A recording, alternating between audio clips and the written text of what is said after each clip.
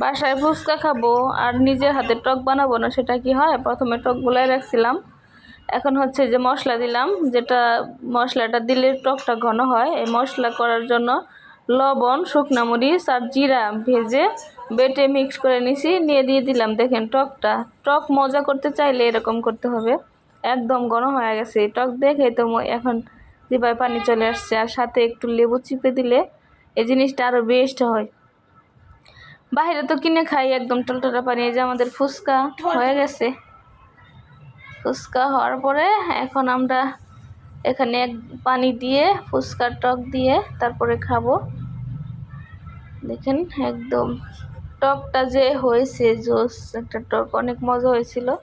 বাইরে কিনা খেলে হয়তো বা পানিটা ভালো দেয় না, টকটা ভালো দেয় না, ওরা শুধু মরিচ দেয় বেশি করে। আর বাসায় একদম টক নিজের হাতে বানানো, সেই মজা হয়েছিল।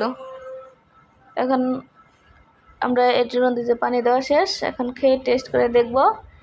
আসেন খেয়ে যান, যার যার পছন্দ হয়। আল্লাহ হাফেজ।